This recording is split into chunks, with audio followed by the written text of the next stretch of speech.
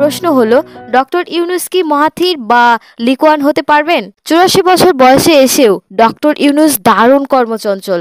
২০১৫ সালে ওয়াশিংটন ডিসিতে এক কনফারেন্সে একজন সাংবাদিক ডক্টর ইউনূসকে বলেছিলেন, আপনি এমন এক বয়সে পৌঁছেছেন যখন অন্য মানুষ অবসর গ্রহণ করে, কিন্তু আপনি এখনও একজন ব্যস্ত মানুষ। জবাবে ডক্টর ইউনূস বলেছিলেন, অবসর শব্দটিকেই অবসরে পাঠানো উচিত। কিন্তু ডক্টর ইউনূস দীর্ঘমেয়াদের কাজ করার সুযোগ পাবে তো? চীন আজকে বিশ্বের বৃহত্তম অর্থনীতির দেশ। আগে কিন্তু এমনটি ছিল না। ড্যান ওয়াশিয়াওপিং নামে এক ব্যক্তি ১৯৭৮ সাল থেকে ১৯৯২ সাল পর্যন্ত চীনের অর্থনৈতিক মূল নেতৃত্বে ছিলেন। দীর্ঘ ১৪ বছরে তিনি চীনকে উন্নতির ট্র্যাকে তুলেছেন। কৃষি থেকে শিল্প পর্যন্ত তার আমলে সব কিছুতেই চীন উন্নতি করতেন।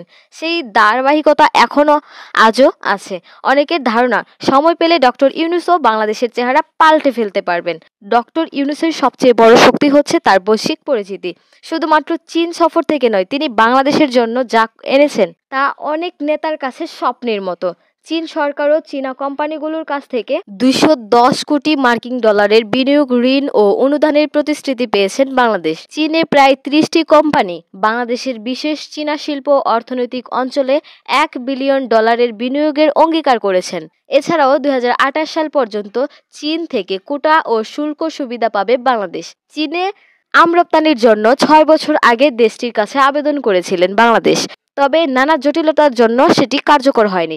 এবার তারা বাংলাদেশ থেকে আম নিতে চায়। সবচেয়ে বড় সফলতা হলো তিস্তা প্রকল্প নিয়ে আলোচনা করা। তবে শুধু তিস্তা প্রকল্প নিয়েই সীমাবদ্ধ থাকেনি ডক্টর ইউনূস। তিনি নদী ও পানি ব্যবস্থাপনা পরিচালনার জন্য ৫০ বছরের মাস্টার প্ল্যান চেয়েছেন চীনের কাছে।